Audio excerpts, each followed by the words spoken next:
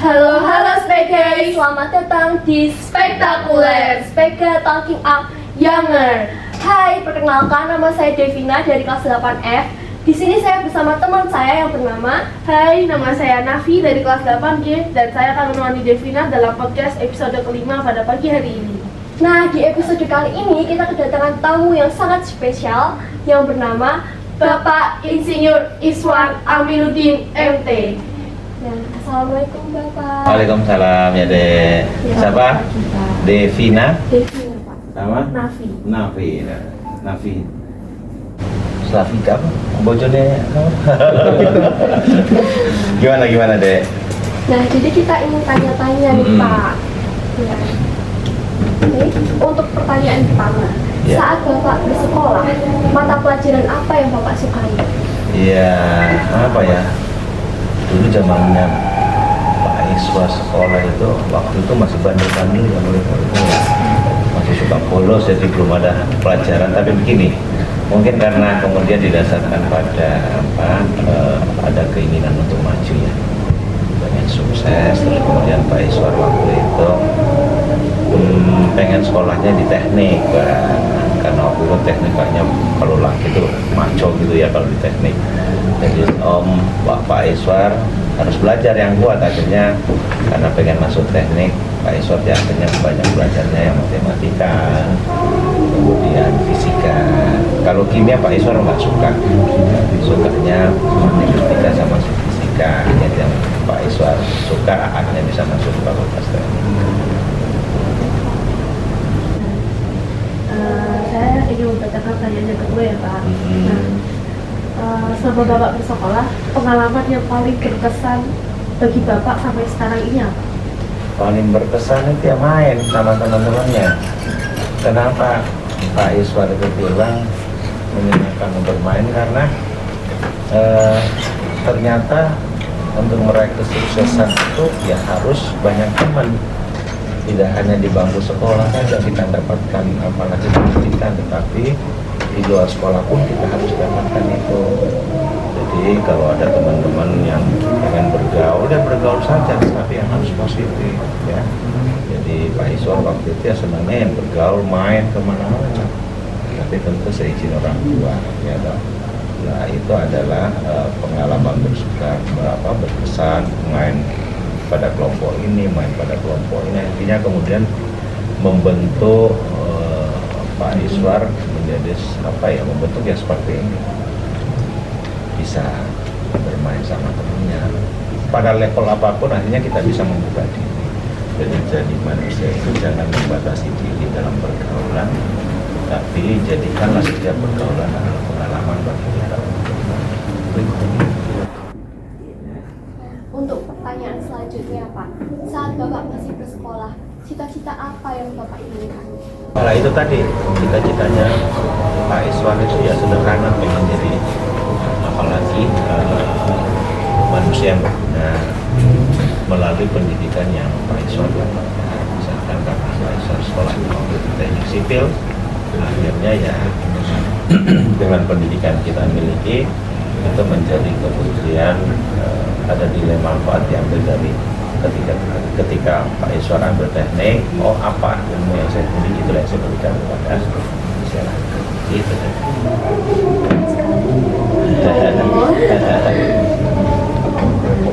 Dulu saat di sekolah itu ada seperti kegiatan ekstra seperti itu Pak. Nah, kegiatan yang sering Bapak lakukan dulu saat di sekolah itu apa?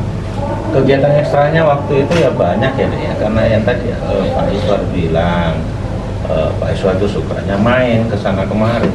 Pokoknya kalau tidak pernah Pak Iswar apalagi itu membatasi kegiatan apa saja yang Pak Iswar. Dan ekstranya di luar ya macam-macam.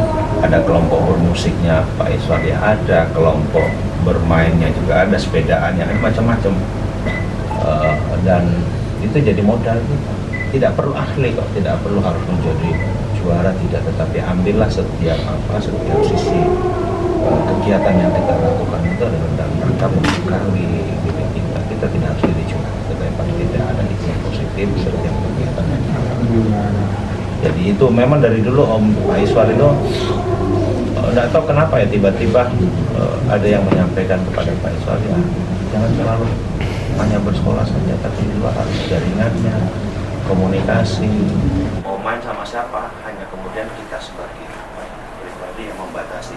Oh kelompok ini tidak bagus nih, bahaya nih buat masa depan saya. Akhirnya kita harus punya kesadaran. Baik Pak. Nah, semasa Bapak masih bersekolah, jajanan apa yang paling Bapak sukai? Pia-pia.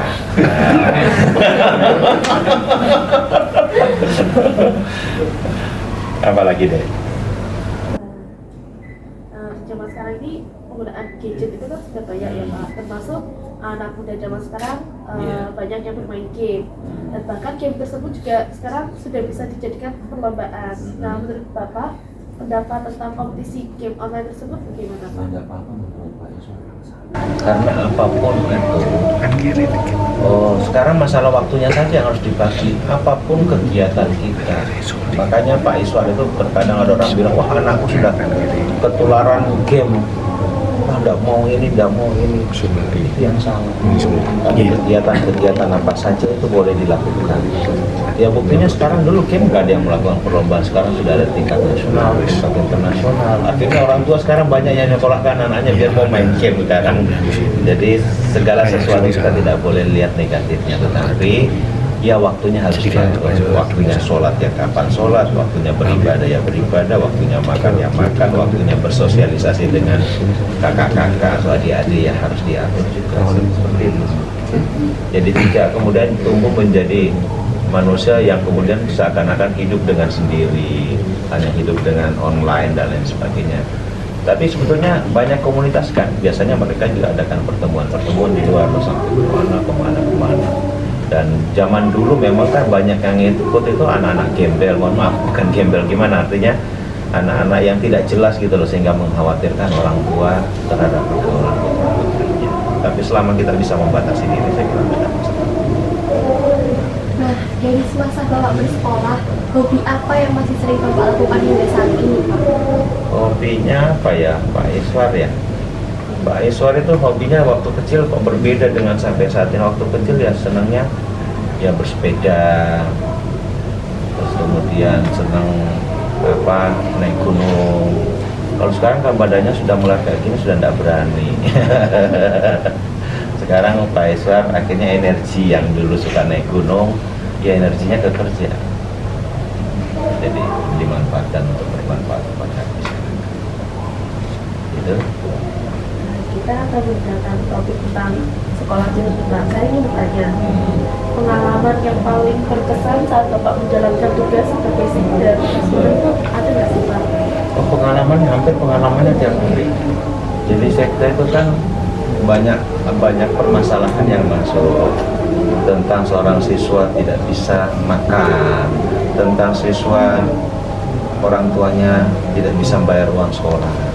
Banyak permasalahan, dan itu tiap hari bergulir permasalahan itu, dan itu semuanya berkesan karena sesuatu hal yang tidak pernah terjadi pada diri Pak Iswar. Itu terlihat di mejanya Pak Iswar, banyak hal-hal yang memang menjadi pengalaman hidup bagi Pak Iswar, sehingga oh ternyata masyarakat seperti ini, oh orang tua siswa, oh ternyata seperti ini. Enggak, itu yang kemudian kita cari solusinya, dan itu pengalaman sangat berarti bagi Pak Iswar. Nah, saat Bapak mendapatkan tanggung jawab menjadi sekda Kota Semarang, Bapak merasa senang atau malah merasa terbebani, Pak?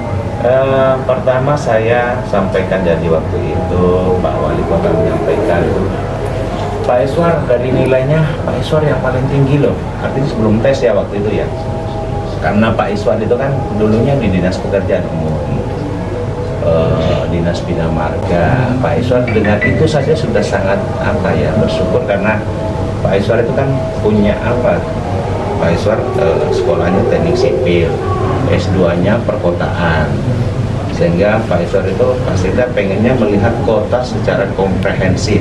Paham nggak komprehensif? Integral, terintegral, kota yang nyaman buat penduduknya, nyaman bagi masyarakatnya. Jadi cita-citanya Pak Iswar hanya itu.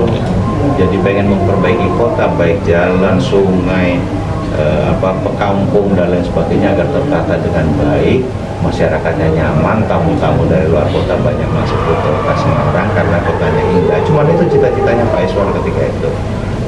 Akhirnya karena dari sisi pengalaman, kepangkatan, Pak Wali Kota bilang tidak ada yang bisa dan tidak ada, bukan tidak ada yang bisa, pangkat yang memenuhi dan itu hanya Pak Iswar yang bisa maju nih. Akhirnya Pak Iswar maju lah untuk mengikuti tes masuk menjadi sekda.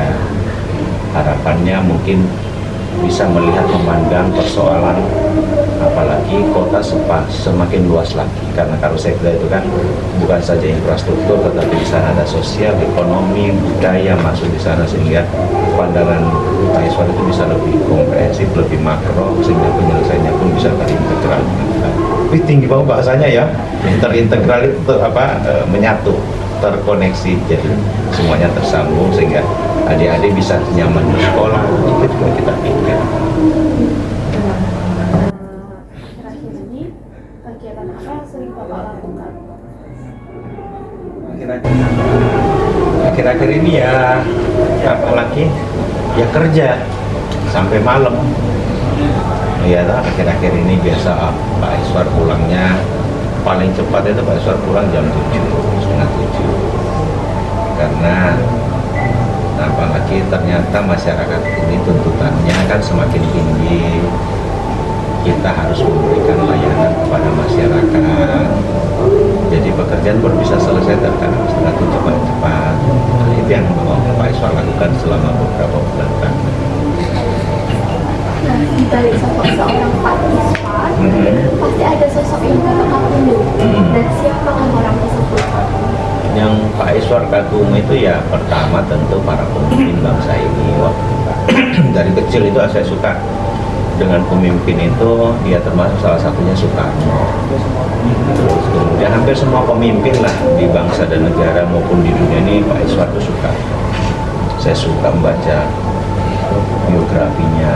Kalaupun orang bilang mengatakan dulu dia itu penjahat, tapi saya pengen membaca biografinya. Ternyata setiap manusia itu punya kelebihan, punya hati nurani, intinya hati nurani. Dia melakukan proses kenakalan atau tidak baikan menurut kita, tapi sesungguhnya itu bagian daripada skenario untuk mendapatkan sesuatu yang positif untuk bangsa dan negara. Siapa yang pernah dengar ceritanya siapa nih, Wali Songo, Demak, Wali Songo, Demak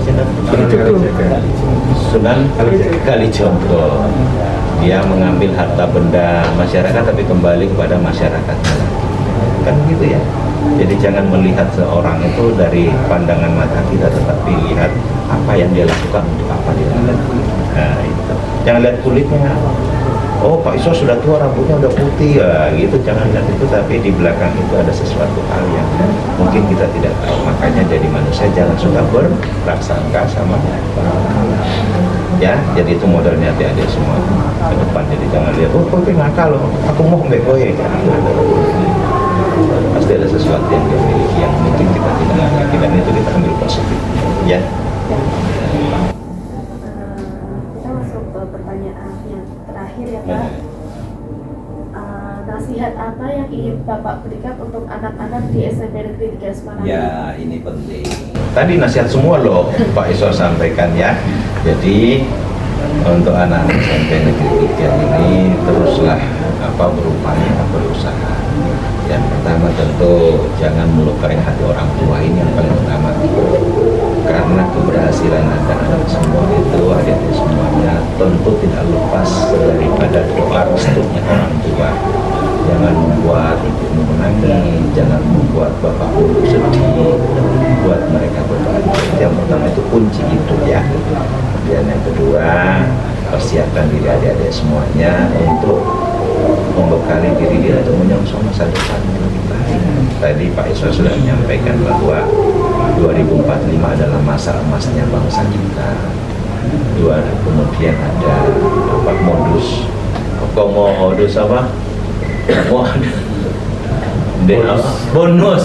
bonus demografi.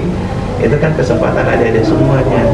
Bonus demografi itu akan gagal kalau adik-adik semuanya, anak-anak semua tidak mempersiapkan diri, sehingga kita memiliki generasi yang apalagi muda-muda tapi tidak memiliki integritas, tidak memiliki kemampuan, tidak memiliki keahlian, maka jadi bebannya negara nanti malah. Memiliki generasi muda tapi bodoh-bodoh, pada on itu nggak boleh, harus memiliki generasi muda yang prima, pinter dan lain sebagainya. Kayak adik-adik ini yang dilakukan, ini bagian dari proses belajar. Berarti Bapak Iswar yakin terhadap anak-anakku semuanya bahwa memiliki kreativitas seperti ini. Saya yakin akan menjadi pemimpin. Jadi teruslah berkreasi, berbuat baik kepada manusia, yang lainnya kemudian jaga ilmu persatuan orang tua, terutama kita restu ya. Tiap hari tuh pulang rumah, Pak, maafin ya atas kelakuan saya hari ini, mungkin mama papa merasa sedih. Tiap hari sampaikan seperti itu kepada orang tua. Di samping mohon maaf kepada Allah, tentu mohon maaf kepada orang tua juga itu penting setiap hari dilakukan. Itu sama dengan Pak Iswar lakukan. Mau berangkat sekolah minta ridhonya, pulang sekolah minta maaf kepada orang tua. Ya, mau tidur juga begitu.